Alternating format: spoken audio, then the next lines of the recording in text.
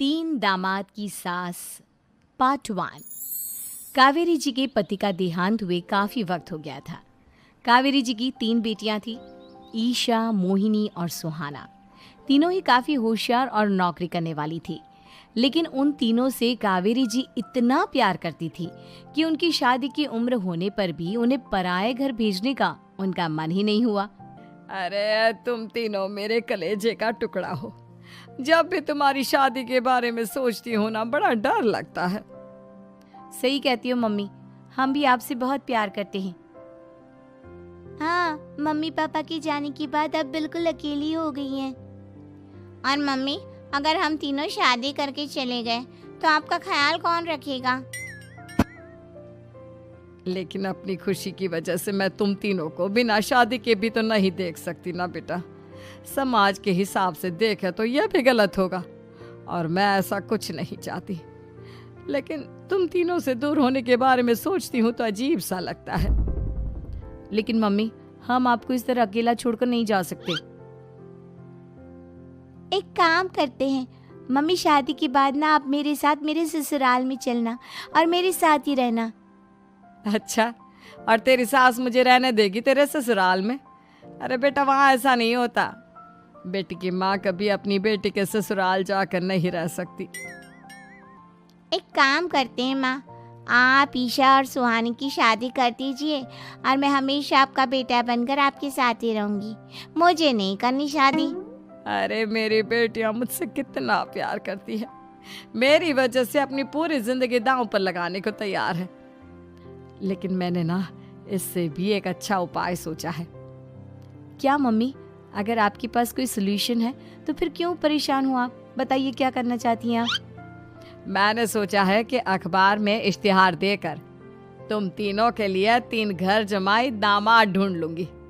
वैसे भी नौकरी तो तुम तीनों अच्छे से कर लेती हो, कमा भी अच्छा खासा लेती हो। कोई भी लड़का तैयार हो जाएगा तुमसे शादी करने के लिए। अरे मम्मी, ये हुई ना बात। इससे हमें आपसे दूर भी नहीं जाना पड़ेगा और आपको अकेला भी नहीं रहना पड़ेगा। हाँ मम्मी, ये बहुत अच्छा तरीका है। मैं तो कहती हूँ आज ही अखबार में ऐड निकलवा देते हैं। बिल्कुल, आज ऑफिस जाते वक्त मैं ये काम कर दूंगी।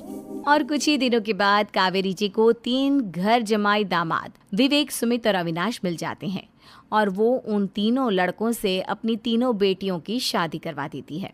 शादी के कुछ दिन के बाद, अरे अब शादी हो गई, छुट्टियां खत्म, तुम तीनों जाकर नौकरी करो, कुछ काम करो। अरे मम्मी जी, कमाल करती हैं आप। अब घर जमाए इसलिए थोड़ी ना बनाए कि हम बाहर जाकर नौकरी करें। मम्मी जी, मेरा तो घर जमाई बनने का मकसद ही यही था कि कमाने वाली बीवी मिल जाए। बाहर जाकर काम करने से तो मेरा दिल घबराता है। घर का कोई काम है तो बता दीजिए मुझे। अगर ऐसी बात है तो शाम का खाना बनाओ। मेरी बेटियां नौकरी से थकी हारी आती है, अब नौकरी नहीं कर सकते तो कोई बात नहीं, घर का काम करो तुम लोग। मैं तो घर का काम करने में बहुत खुश हूँ, बस ये बाहर धूप में निकलना, रास्ते में जाना, नौकरी करना, ये सब मुझसे नहीं होता। बिल्कुल ठीक कह रहा है सुमित।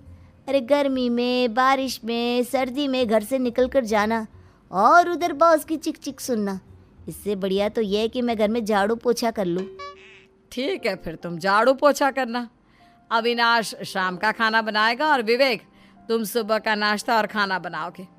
मेरे तीनों दामाद घर संभालेंगे और बेटियां नौकरी करेंगी।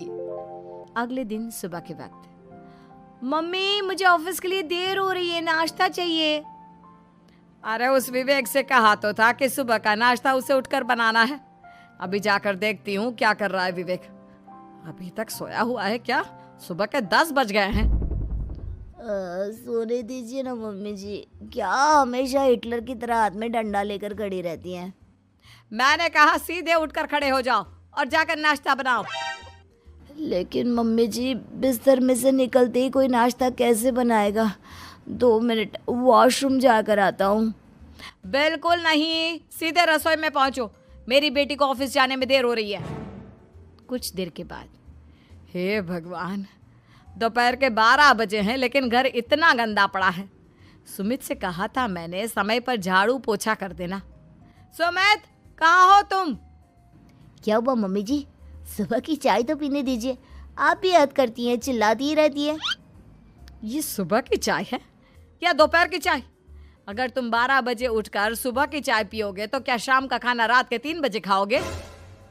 मम्मी जी चिल्लाइए मत, बताइए बात क्या है? अरे 12 बज चुके हैं, अभी तक झाड़ू पोछा नहीं हुआ। घर में देखो कितनी गंदगी है। अच्छा, तो आप इसलिए परेशान हैं। वो क्या है ना मम्मी जी, आज मेरे हाथ में दर्द हो रहा है। रात को उल्टी करवट से सो गया था, हाथ हिलाया भी नहीं जा रहा। कौन से हाथ में दर्द है दामाद जी? इस सीधे हाथ में मम्मी जी, हाथ हिल भी नहीं रहा है। विवेक, सुन लिया तुमने? सुमित के हाथ में इतना दर्द है कि बेचारे का हाथ भी नहीं हिल रहा। आज तो ये खाना भी नहीं खा पाएगा, तो एक जन का खाना कम ही बनाना। ठीक है मम्मी जी। अरे नहीं मम्मी जी, मेरे कहने का मतलब वो नहीं था। मेरा मतलब है खाना तो खाऊंगा ना। अरे लेकिन कैसे? हाथ तो हिल भी नहीं रहा है। अरे मम्मी जी, आपको ना किसी जेल में जेलर होना चाहिए था। बेकार में हमारी सास बनकर जिंदगी खराब कर रही हैं।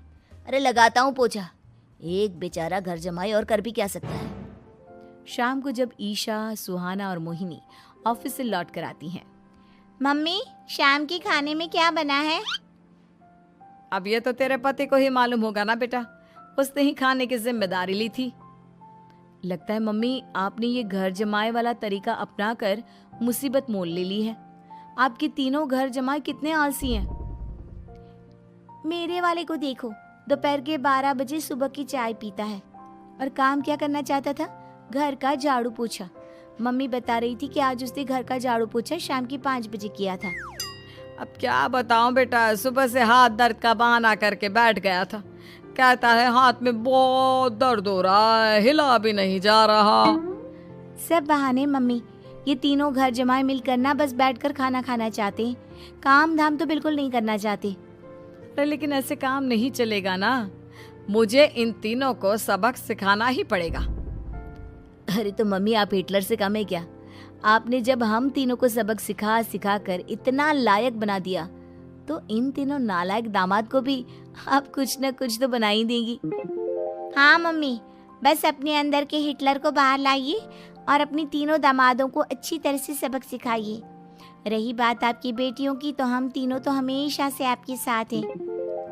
अरे लेकिन बेटा, इस काम के लिए तुम तीनों को मेहनत करनी पड़ेगी। कैसी मेहनत मम्मी? ऑफिस में तो वैसे ही बहुत मेहनत करते हैं हम तीनों। अरे प्रेग्नेंट हो जाओ, प्रेगनेंसी का बहाना बनाकर कह दो कि तुम तीनों ने नौकरी छोड़ दी है 2 साल के लिए, और जब घर में खाने के पैसे नहीं होंगे तो अपने आप काम पर जाएंगे ये तीनों। वाह मम्मी, क्या आइडिया दिया है। मैं तो कल ही जाकर कहने वाली हूँ कि मैं प्रेग्नेंट हो गई हूँ। फिर देखना कैसे मेरा पति अविनाश भाग भाग कर काम पर लग जाएगा। और फिर 2 दिन के बाद, सुमित, मैं ना प्रेग्नेंट हूँ और इसलिए अगले 2 साल के लिए मैंने अपनी जॉब छोड़ने का फैसला ले लिया है। विवेक, पापा बनने वाले हो तुम। अब से ना तुम्हें ऑफिस जाना होगा, क्योंकि मैं तो 2 साल के लिए छुट्टी पर चली गई हूँ। अविनाश, अब तुम्हें जिम्मेदारी संभाल लेनी चाहिए, वरना ये घर कैसे चलेगा।